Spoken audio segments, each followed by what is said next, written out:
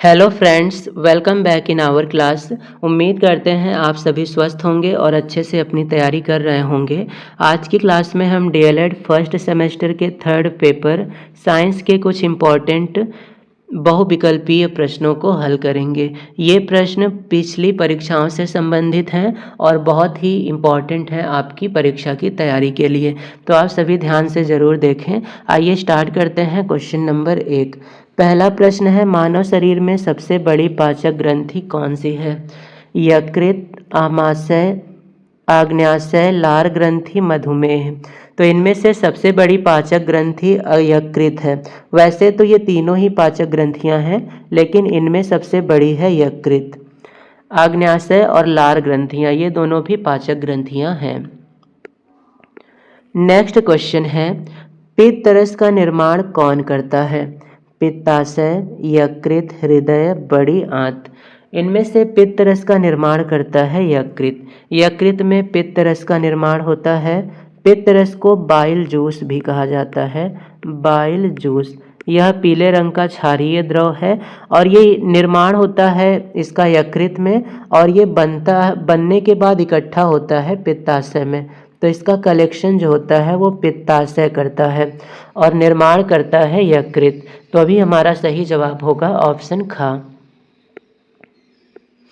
Next question है, मानव में दांतों के प्रकार हैं। इनमें से कौन दांत मनुष्य में पाए जाते हैं?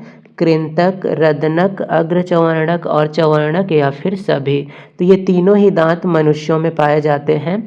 तो यहाँ पर सही जवाब होगा ऑप्शन घ। कृंतक हमारे सामने वाले दांत होते हैं, इसका काम होता है काटना।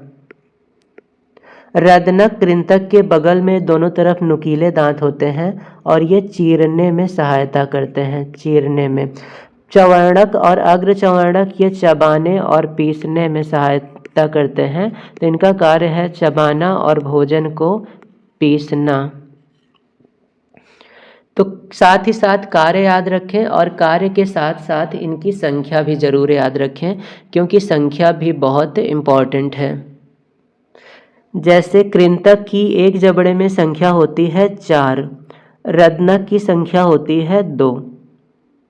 उसके बाद अग्रचर्वणक की संख्या होती है 4 और चर्वणक की संख्या होती है 6। अब ये 4, 2, 4, 6 मिल के हो जाएंगे 16 दांत। एक जबड़े में 16 दांत और फिर ऊपर वाले में 16 और कुल हो जाएंगे 32 दांत। नेक्स्ट क्वेश्चन है, दांतों की कठोरता किसके कारण होती है? कैल्शियम, इनामेल, आयरन, या फिर इनमें से कोई नहीं। तो दांतों की जो सबसे ऊपरी परत होती है, मान लेते हैं कि ये दांत है, ये एक नुकीला दांत है, तो इसकी ये जो ऊपर वाली परत है ये बहुत कठोर होती है, ये इनामेल कहलाती है। तो दांतों की सबसे कठोर परत को इनामेल कहते हैं और ये जो परत है ये बनी होती है कैल्शियम फॉस्फेट से, Ca3PO4 होल ट्वाइस। ये कैल्शियम फॉस्फेट का सूत्र है। तो इसका निर्माण होता है कैल्शियम फॉस्फेट से और ये परत कहलाती है इनामेल। नेक्स्ट क्वेश्चन है, आग्नेयाशय की लैंगरहैंस की द्वीपिकाएं किसका स्राव करती हैं? इंसुलिन, पित्तरस, आग्नेयाशय रस, या फिर सभी। आग्नेयाशय की लैंगरहैंस की द्वीपिकाएं इंसुलिन का स्राव करती हैं और इसकी कमी से मधुमेह नामक रोग हो जाता है। मधुमेह, मधुमेह को डायबिटीज भी कहते हैं, डायबिटीज। साथ ही साथ इस बीमारी में ब्लड में ग्लूकोज की मात्रा या फिर कह लें शुगर की मात्रा बढ़ जाती है। नेक्स्ट क्वेश्चन है, द्रव्यमान का मानक मात्रक क्या है? वैसे कुंतल, किलोग्राम, ग्राम ये तीनों द्रव्यमान के मात्रक हैं, लेकिन हमें मानक मात्रक बताना है। मानक मात्रक का मतलब है एसआई मात्रक। तो यहाँ पर द्रव्यमान का एसआई मात्रक है किलोग्राम। ये जो ग्राम है ये सीजीएस में मात्रक है द्रव्यमान का, और न्यूटन बल का एसआई मात्रक है। बल का एसआई मात्रक जरूर याद रखें, पेपर के लिए बहुत इंपॉर्टेंट है। कुंतल ये ना तो एसआई मात्रक है, ना ही एमकेएस है, ना ही सीजीएस है और ना ही एफपीएस है, लेकिन इतना याद रखेंगे 1 कुंटल बराबर 100 किलोग्राम होता है। पेपर में ये क्वेश्चन भी आ सकता है। नेक्स्ट क्वेश्चन है, टांका क्या है? जल संचयन की विधि, सिलाई करने की विधि, बांग्लादेश की मुद्रा या फिर प्रदूषण। तो टांका हम कहते हैं जब कपड़ों में स्क्रैच वगैरह आ जाता है तो उससे जब सिलते हैं तो उस सिलाई की विधि को टांका लगाना कहा जाता है। हालांकि इलाज वगैरह में भी टांका लगाया जाता है। और बांग्लादेश की जो मुद्रा है ये टका है, टांका नहीं है, तो इसे भी ध्यान देंगे। और टांका एक मिश्र धातु भी होती है। नेक्स्ट क्वेश्चन है, टच मी नॉट किसे कहते हैं? नागफनी, गुलाब, छुई मुई या फिर इनमें से सभी को। टच मी नॉट कहा जाता है छुई मुई के पौधे को, क्योंकि यह छूते ही मुरझा जाता है। टच मी नॉट का मतलब छुई मुई। नेक्स्ट क्वेश्चन, नारियल तथा कमल में कौन सा प्रकीर्णन होता है? प्रकीर्णन का मतलब होता है पराग कण का वर्तिकाग्र तक पहुंचना। मान लेते हैं ये एक फूल का वर्तिकाग्र है, ये एक फूल का वर्तिकाग्र है और ये पराग कोश है। इसमें से पराग कण निकलेंगे और ये वर्तिकाग्र तक जाएंगे, तो ये प्रक्रिया कहलाती है प्रकीर्णन। अब प्रकीर्णन हमें बताना है कमल में। कमल एक जलीय पुष्प है, तो यहाँ से हम समझ सकते हैं कि इसमें प्रकीर्णन जल के माध्यम से हो सकता है, तो यहाँ पर जल प्रकीर्णन सही जवाब होगा। नारियल और कमल में जल प्रकीर्णन होता है। नेक्स्ट क्वेश्चन है, मानव शरीर में पाई जाने वाली पाचक ग्रंथियां हैं। इनमें से कौन सी ग्रंथि मनुष्य में पाई जाने वाली पाचक ग्रंथि है? यकृत, आग्नेयाशय, लार ग्रंथि या फिर सभी। तो इनमें से यकृत, आग्नेयाशय, लार ग्रंथि ये तीनों पाचक ग्रंथियां हैं और मनुष्य में पाई जाती हैं, तो सही जवाब है हमारा ये सभी। नेक्स्ट क्वेश्चन है, इंसुलिन हार्मोन जो आग्नेयाशय से निकलता है, इसकी कमी से कौन सा रोग होता है? पीलिया, कैंसर, टीबी, मधुमेह। इंसुलिन हार्मोन की कमी से मधुमेह रोग होता है। इसमें ब्लड में शुगर की मात्रा कम हो जाती है, इसे डायबिटीज भी कहते हैं, तो इसका नाम भी याद रखेंगे, डायबिटीज। नेक्स्ट क्वेश्चन है, लंबाई का मात्रक मीटर, द्रव्यमान का मात्रक किलोग्राम और समय का मात्रक सेकंड किस पद्धति से संबंधित है? MKS, FPS, CGS या फिर इनमें से सभी। तो दिया है लंबाई का मात्रक मीटर, लंबाई का मात्रक मीटर, मीटर का मतलब हो जाएगा m। द्रव्यमान का मात्रक दिया है किलोग्राम, किलोग्राम का मतलब हो जाएगा kg। और समय का मात्रक दिया है सेकंड, सेकंड का मतलब हो जाएगा यस। तो यहाँ से हम इसको मिलाएंगे तो बनेगा MKS, तो ये सिस्टम कहलाएगा MKS सिस्टम। तो यहाँ पर सही जवाब है ऑप्शन का।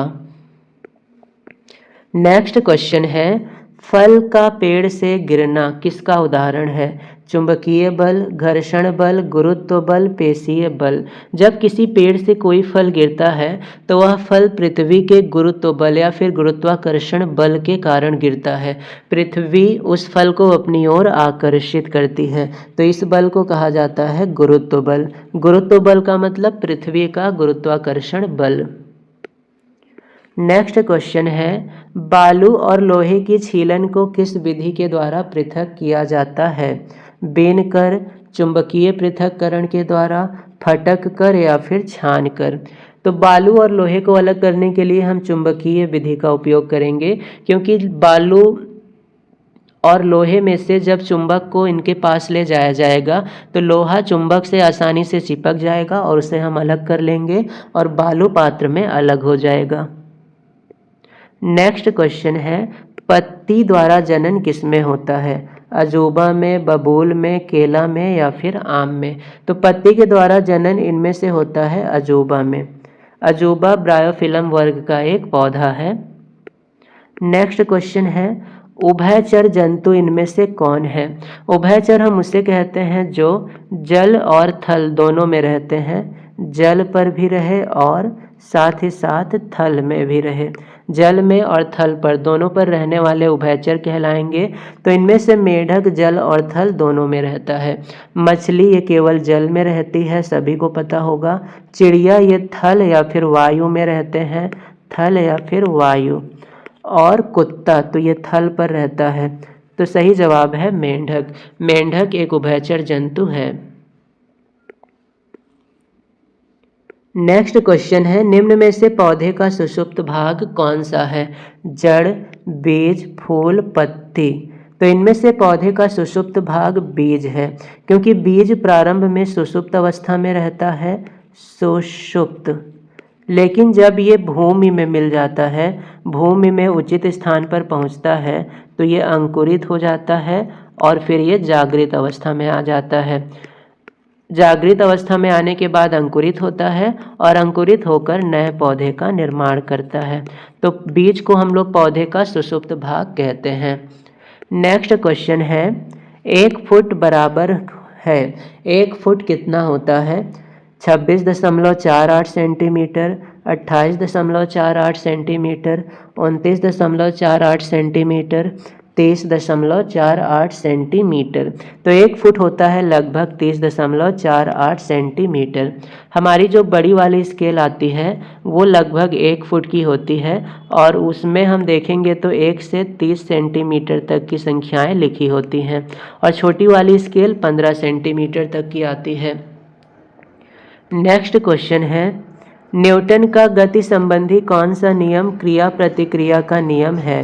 प्रथम नियम, द्वितीय नियम, तृतीय नियम या फिर इनमें से कोई नहीं। तो न्यूटन का जो पहला नियम है इसे हम लोग कहते हैं जड़त्व का नियम, और न्यूटन का जो दूसरा नियम है ये हमें बल की परिभाषा बताता है, बल का मान बताता है, ऐसे कह लें। और तीसरा जो नियम है इसे हम कहते हैं क्रिया प्रतिक्रिया का नियम। तो यहाँ पर तीनों नियम ही इम्पॉर्टेंट हैं। पहला नियम जड़त्व का नियम है, दूसरा बल का मान बताता है और तीसरा क्रिया प्रतिक्रिया का नियम है। तो यहाँ पर कौन सा नियम क्रिया प्रतिक्रिया का नियम है? तो ये तीसरा नियम है। नेक्स्ट क्वेश्चन है, बल की इकाई है, इनमें से बल का मात्रक कौन है? अर्ग, डाइन, वॉट, कैलोरी। तो अर्ग जो है ये कार्य का मात्रक है, कार्य का सीजीएस मात्रक है। डाइन ये बल का मात्रक है और ये भी सीजीएस मात्रक है। वॉट ये शक्ति का मात्रक है या सामर्थ्य का कह लें और ये एसआई मात्रक है। और कैलोरी ये ऊष्मा का मात्रक है। साथ ही साथ कार्य का जो एसआई मात्रक है ये जूल होता है और बल का एसआई मात्रक न्यूटन होता है। तो ये दोनों नाम भी याद रखेंगे। तो यहाँ पर सही जवाब होगा ऑप्शन का डाइन।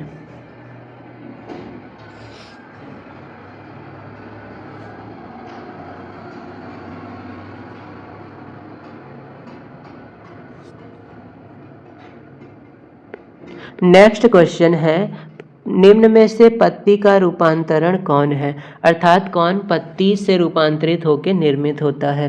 पत्र, प्रकलिका, शल्क, कंद, पर्णथैली या पर्णिल मूल। तो इनमें से पत्र प्रकलिका पत्ती का रूपांतरित रूप होता है। तो ये थे कुछ इम्पॉर्टेंट एमसीक्यू टाइप क्वेश्चंस।